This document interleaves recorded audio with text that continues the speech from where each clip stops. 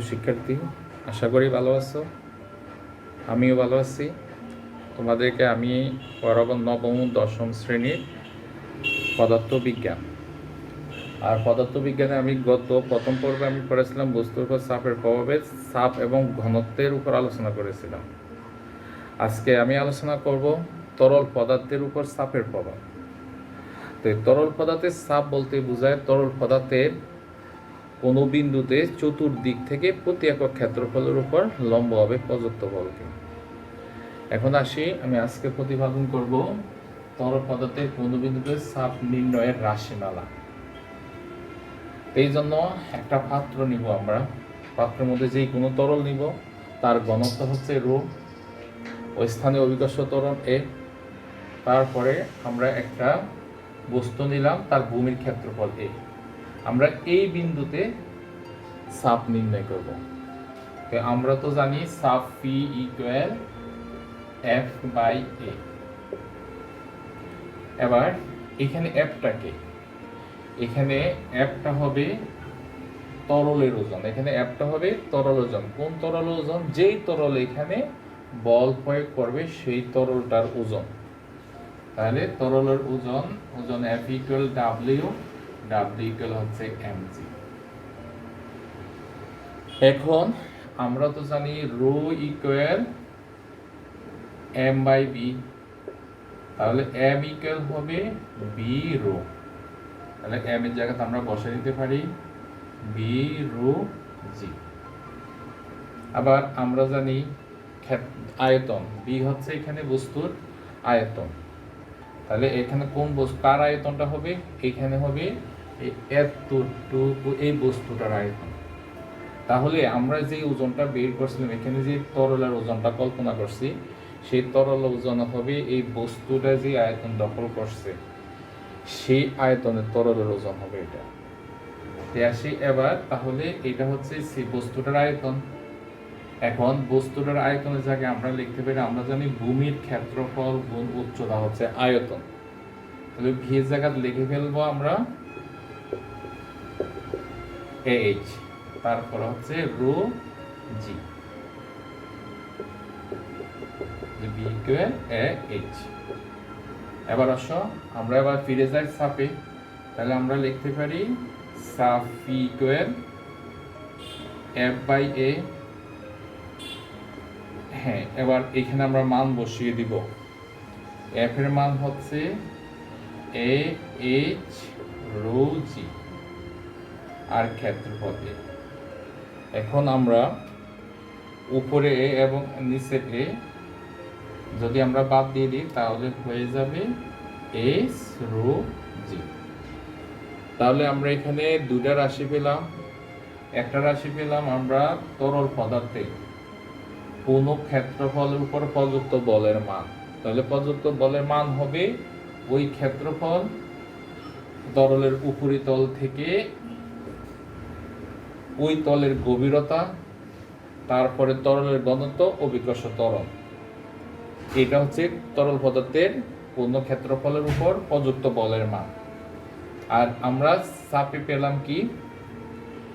চাপ তরল পদার্থের কোন বিন্দুতে চাপ ফি ইকুয়াল এইচ রো জি।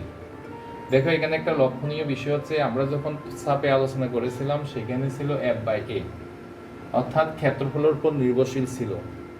সেটা কঠিন পদার্থের ক্ষেত্রে, চাপের ক্ষেত্রে প্রযোজ্য, যেটা ক্ষেত্রফলের উপর নির্ভরশীল। কিন্তু আমরা তরল পদার্থের ক্ষেত্রে যখন আমরা চাপের রাশিমালা প্রতিপাদন করলাম, তখন দেখা গেল যে তরল পদার্থের চাপ ক্ষেত্রফলের উপর নির্ভরশীল নয়, কারণ এখানে এইচ রো জি। তাহলে কার উপর নির্ভরশীল? তরলের গভীরতা, যে বিন্দুতে আমরা তরলের চাপ নির্ণয় করব উপরি তল থেকে, সেই বিন্দুর গভীরতা, ওই তরলের ঘনত্ব, তারপর অভিকর্ষ ত্বরণ। তো মনে করো একটা নির্দিষ্ট স্থানে তো অভিকর্ষ ত্বরণ নির্দিষ্ট থাকবে, তাহলে তরলের ঘনত্ব নির্ভরশীল, আর তরলের ক্ষেত্রে কোনো বিন্দুতে চাপ নির্ভর করবে তরলের গভীরতা এবং ঘনত্বের উপর। তাহলে আমরা এখান থেকে এটা শিখলাম কি, জি তো ধ্রুবক, যদি ধরে নির্দিষ্ট স্থানে জি নির্দিষ্ট ধরলে আমরা এখানে সমানুপাতিক ব্যবহার করতে পারি। তাহলে পি হচ্ছে গভীরতার সমানুপাতিক ঘনত্বের সমানুপাতিক। তাহলে আমরা যদি গভীরতার নির্দিষ্ট রেখে অর্থাৎ একই গভীরতায় বিভিন্ন ঘনত্বের যদি বস্তু নেই, তাহলে যেই বস্তুর ঘনত্ব বেশি সেই তরলের চাপ হবে বেশি, যেই তরলের ঘনত্ব কম সেই তরলের চাপ হবে কম। যেমন আমরা যদি দুটা পাত্রে কেরোসিন নিলাম, একটাতে আরেকটাতে নিয়ে গেলাম পানি, দুটাতে কেরোসিনের ঘনত্ব হচ্ছে 800 কেজি পার মিটার কিউব, পানির ঘনত্ব হচ্ছে 1000 কেজি পার মিটার কিউব। তখন যদি আমরা একই গভীরতা চিন্তা করি, এই এইচ গভীরতা, এটাও চিন্তা করলাম এইচ গভীরতা, তাহলে গভীরতা একই হওয়া সত্ত্বেও কেরোসিনের ঘনত্ব পানির ঘনত্বের তুলনায় কম হওয়ার কারণে কেরোসিনের ক্ষেত্রে চাপ হবে কম আর পানির ক্ষেত্রে চাপ হবে বেশি। আর একটু এবার আমরা ঘনত্বটাকে স্থির রাখলাম। যেমন একটা পাত্র নিলাম, এই পাত্রের মধ্যে পানি নিব, তাহলে পানি নেওয়ার অর্থ হচ্ছে পুরাটার ঘনত্ব একই। এখন আমি এইখানে একটা ছিদ্র, এখানে একটা ছিদ্র, এখানে একটা ছিদ্র, এখানে একটা ছিদ্র করলাম। ছিদ্র করলে প্রত্যেকটা ছিদ্র দিয়ে পানি বের হবে সিডি। আমরা জানি নিচের পানিগুলো একটু দূরে পড়বে, তারপরে এটার পানিটা একটু কাছে, তারপরে এটা আরেকটু কাছে, তারপরে এটা আরো কাছে পড়বে। কারণটা কি? কারণটা হচ্ছে কি, আমরা তো জানি তরলের চাপ নির্ভর করে নির্দিষ্ট স্থানে গভীরতা এবং ঘনত্বের উপর। এখন যদি আমরা ঘনত্বটা নির্দিষ্ট হয় তাহলে নির্ভর করবে গভীরতার উপর। গভীরতা বেশি হলে চাপ বেশি হবে, গভীরতা কম হলে চাপ কম হবে। এইখানে সবচেয়ে কম গভীরে আছে এ ছিদ্রটা, এই জন্য এখানে চাপ কম হবে, যার কারণে তরলটা পাত্রের সবচেয়ে কাছাকাছি করবে। আর এখানে গভীরতা সবচেয়ে বেশি হচ্ছে ডি বিন্দুর অথবা ডি ছিদ্রে, ওইখানে তরলের চাপটা বেশি হবে, যার কারণে ছিদ্র দিয়ে পানি বেশি দূরে পড়বে।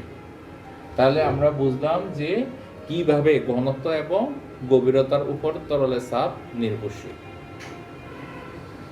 তাহলে আমাদের সব সময় একটা জিনিস মনে রাখতে হবে, আমরা তরলের গভীরতা নির্ণয়ের ক্ষেত্রে আমি দেখাচ্ছি আমরা কি সমস্যাগুলো আমরা পড়ব। এই হচ্ছে একটা পাত্র, এই পাত্রে যে কোনো তরল মনে করে আমরা পানি রাখা আছে, তার মধ্যে একটা বস্তু রাখলাম। পাত্রের গভীরতা 20 সেন্টিমিটার, এই পুরা পাত্রের পানির গভীরতা 20 সেন্টিমিটার। তারপর এই পাত্রের এইখান থেকে এইটা হচ্ছে 10 সেন্টিমিটার, এই জায়গাটা হচ্ছে 5 সেন্টিমিটার। এখন আমাদের প্রশ্ন এরকম আসতে পারে যে পাত্রের তলদেশে পানির চাপ নির্ণয় করো। পাত্রের তলদেশে পানির চাপ নির্ণয় করতে গেলে আমাদের কি করতে হবে? কারণ আমাদের চাপের সূত্র হচ্ছে ফি ইকুয়াল এস রো জি। তাহলে এই এসটা কি? গভীরতা। তাহলে কোন অঞ্চলের কথা বলা হচ্ছে? পাত্রের তলদেশে বলা হয়েছে। তাহলে আমাদের কি করতে হবে? উপরের থেকে যে অঞ্চলের কথা বলে সেই গভীরতা নেওয়া লাগবে। তাহলে আমাদের এই ক্ষেত্রে গভীরতা হবে 20 সেন্টিমিটার।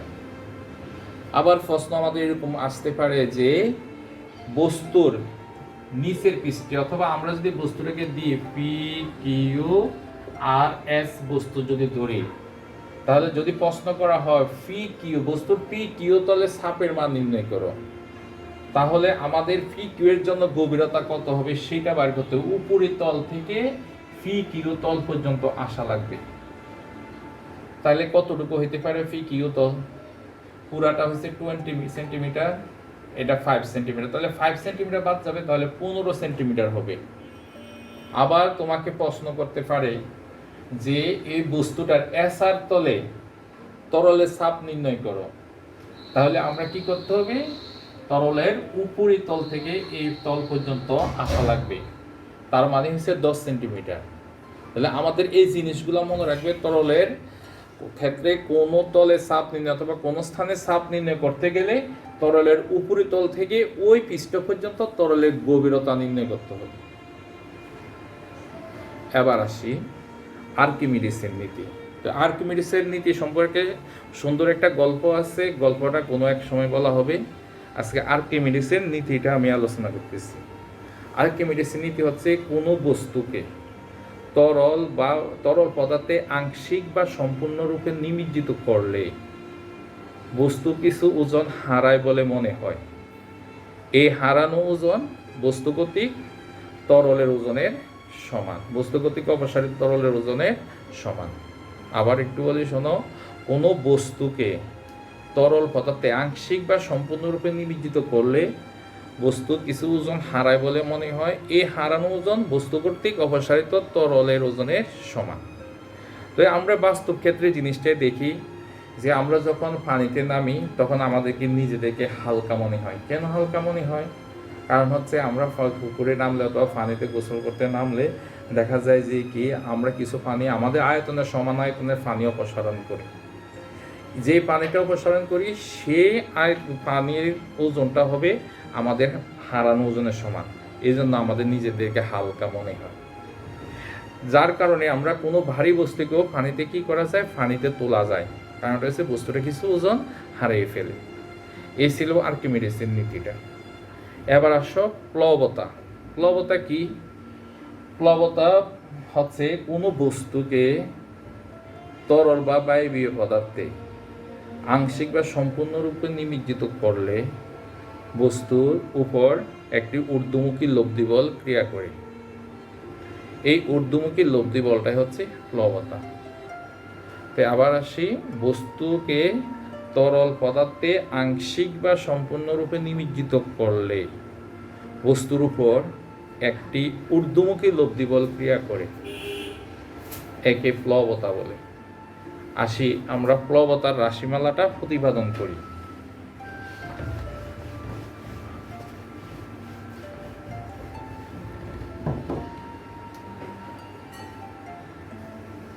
একটা পাত্রে তরল নিয়ে নিলাম, যার ঘনত্ব হচ্ছে রো। তার ভিতরে যে কোনো আকৃতি সিলিন্ডার আকৃতি একটা বস্তু নিলাম।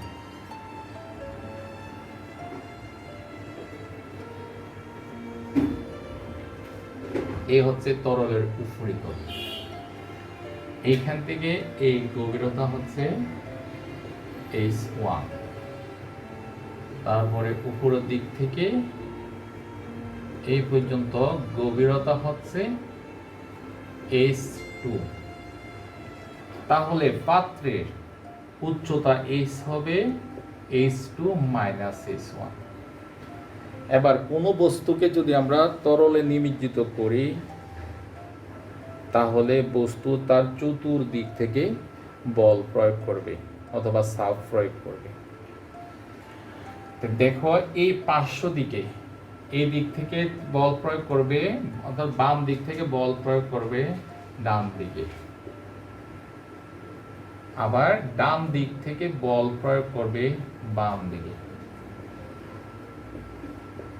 তো আমরা বলের সূত্র F ইকুয়াল জানি A H রো G। তো এইখানে পুরা তল এই দুটা তল সর্বসম হওয়ার কারণে এই তলে যতটুকু বল প্রয়োগ হবে আমরা মনে করি নি এখানে বল প্রয়োগ হলো F, এখানে বল প্রয়োগ হলো F প্রাইম। এই তলে বল F, এই তলে F প্রাইম, দুইটা সমান হবে কারণ তলগুলা সর্বসম। সমান হওয়ার কারণে এবং বিপরীতমুখী হওয়ার কারণে মোট বল শূন্য হবে।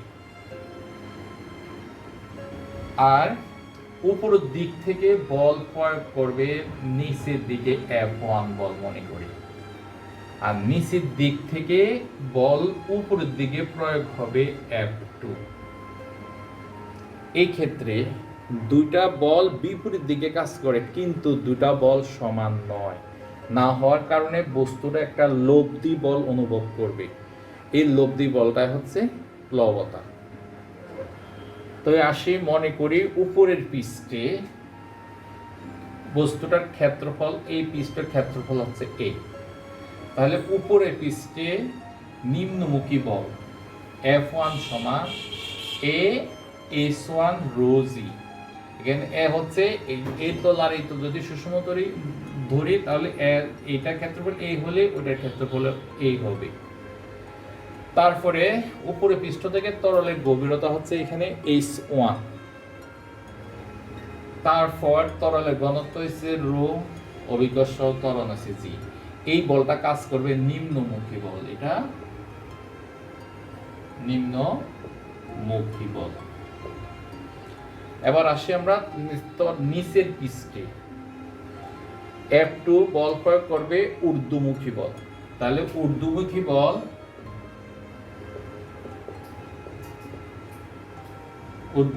বল F2 সমান সমান হবে a, গভীরতা হবে H2,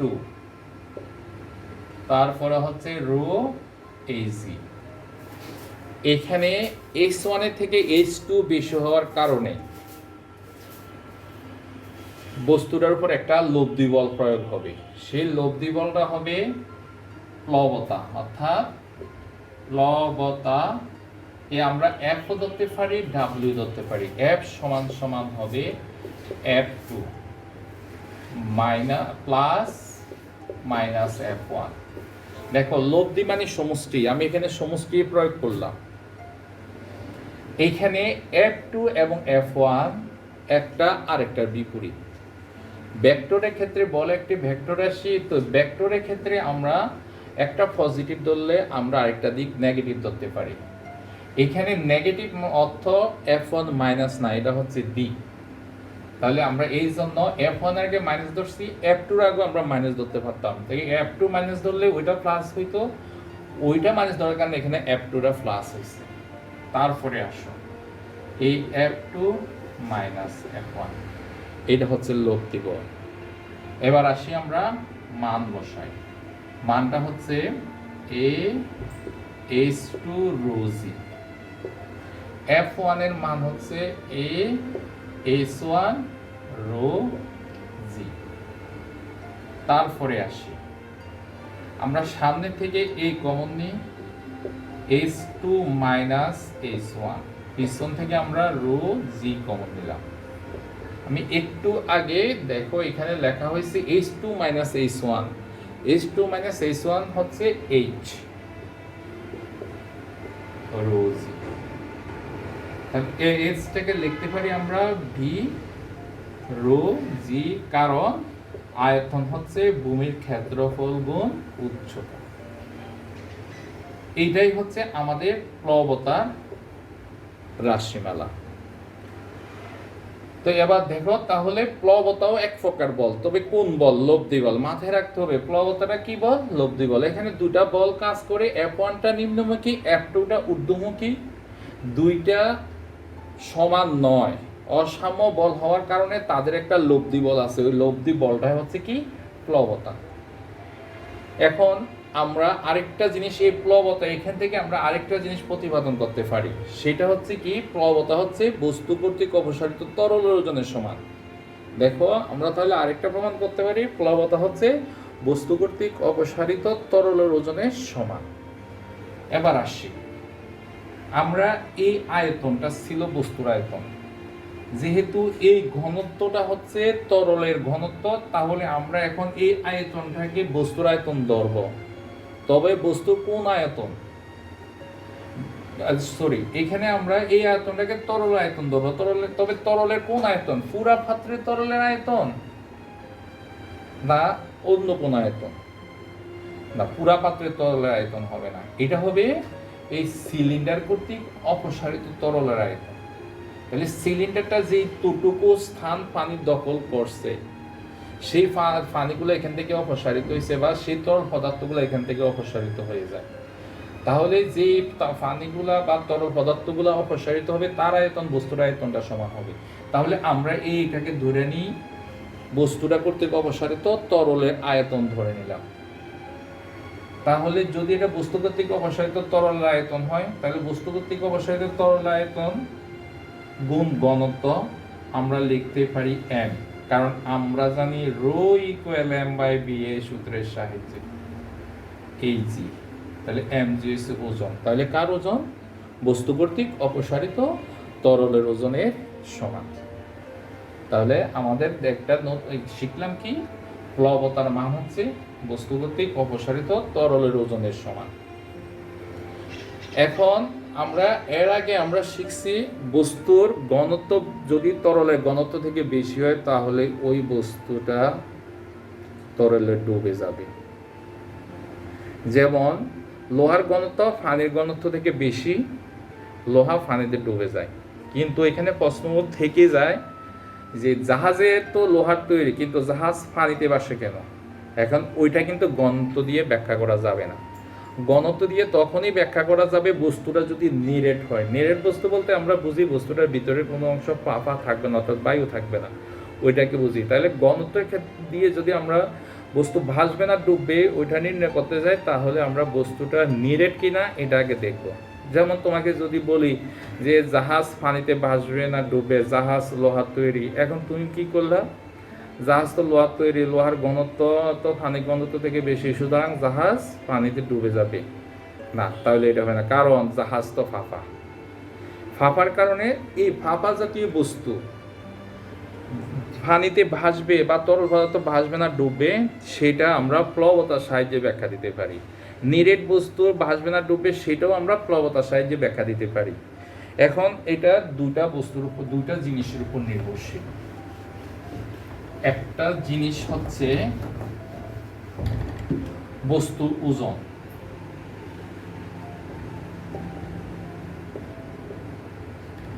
ওজন ধরে নিলাম W, আর প্লবতা ধরে নিলাম W1। তো প্লবতাকে আমরা W দ্বারা প্রকাশ করতে পারি। এখন প্রশ্ন আসছে তো ওজন না W দ্বারা প্রকাশ পারি, কিন্তু প্লবতাকে W দ্বারা কেন প্রকাশ করব?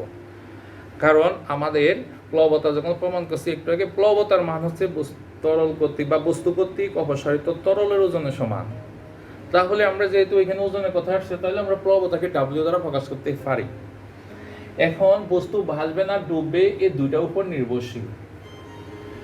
বস্তুর ওজন আমরা জানি সব সময় কাজ করে নিচের দিকে, পৃথিবীর কেন্দ্রের থেকে, তাহলে ওজন কাজ করবে নিচের দিকে, আর প্লবতা কাজ করবে সব সময় উপরের দিকে, কারণ প্লবতার দিক হবে F2 এর দিক, কারণ এটা বেশি ছিল। এবার আসো, আমরা কোনো একটা বস্তুকে তরলে যদি আমরা ছেড়ে দিই তাহলে ভাসবে না ডুববে, এই দুইটার উপরে নির্ভরশীল হবে। এখন আমি এক কাজ করি, এখানে একটা তরল কল্পনা করি। তরলের এই পিসটা হচ্ছে উপরে পিস, এই হচ্ছে তরল। আমরা দেখি কি, তো কোনো বস্তুকে তরলে ছেড়ে দিলে এই একটা অবস্থা হয়, আরেকটা অবস্থা হয় এইরকম, আর কিছু অবস্থা হয় এইরকম হয়, আবার তরলের একেবারে পানির ভূমির মধ্যেও লেগে যায় তরলে। তাহলে আমরা এটাকে তিনটা অবস্থায় হিসাব করি। একটা হচ্ছে আংশিক নিমজ্জিত অবস্থায় ভাসমান, এটা হচ্ছে আংশিক নিমজ্জিত অবস্থায় ভাসমান, এটা হচ্ছে নিমজ্জিত অবস্থায় ভাসমান। আর এই দুটা অবস্থাকে বলা হয় ডুবন্ত অবস্থায়, দুটোটাকে বলা হবে ডুবন্ত অবস্থা। এখন এই তিনটা অবস্থার জন্য আমাদের এই দুইটার সাহায্যে আমরা ব্যাখ্যা দিতে পারি। বস্তুর এইটার ক্ষেত্রে বস্তুর ওজন হবে কম, প্লবতা হবে বেশি, যার কারণে বস্তুটা আংশিক নিমজ্জিত। আংশিক মানে যে কোনো বস্তুকে দিলে বস্তুটা যদি ভাসে, যেটা আমরা ভাষা বোঝাই, সেটা কি করে তরলের মধ্যে অল্প একটু কি করে প্রবেশ করে। এই জন্য আমরা এটাকে বলবো আংশিক নিমজ্জিত অবস্থায় ভাসমান। তারপর এখানে যে বস্তুটা আছে এটা হচ্ছে কি, এটার উপরের তল এবং ফানির উপরের তল একেবারে সমান থাকবে। এটার উপরের তল আর ফানির উপরের তল সমান থাকবে, এটাকে বলা হয় নিমজ্জিত অবস্থায় ভাসমান। তার মানে অর্থ হচ্ছে ডুবে ডুবে জল খাওয়া, এরকম বলা যায়। তাই নিমজ্জিত অবস্থায় ভাসমান। এটার ক্ষেত্রে কি হবে, বস্তুর ওজন আর প্লবতা সমান। আর এই দুটার ক্ষেত্রে ওজন হবে বেশি আর প্লবতা হবে কম, যার কারণে এগুলা পানির উপরে তল থেকে নিচে, অর্থাৎ এটা পানিতে ডুবন্ত অবস্থায় থাকে। এই হচ্ছে প্লবতার সাহায্যে আমরা বস্তু বাসে না ডুবে আমরা এটা বলতে পারি। তাহলে এখন তো আমাদের ক্লিয়ার যে জাহাজ কেন ভাসে। তাহলে নিশ্চয় জাহাজের প্লবতাটা বেশি ওজন আছে, কারণ জাহাজের বিশাল অংশে ফাঁপা থাকে। তো ফাঁপা থাকার কারণে তার যে আয়তন, লোহা যদি হইতো তাহলে ওজন যেই পরিমাণ হইতো, ফাঁপা হওয়ার কারণে লোহার তৈরি হলে ওজনটা অনেক কম, কিন্তু প্লবতা অনেক বেশি, কারণ প্লবতা তো আয়তনের উপর নির্ভরশীল। তাহলে এইভাবে আমরা প্লবতা সম্পর্কে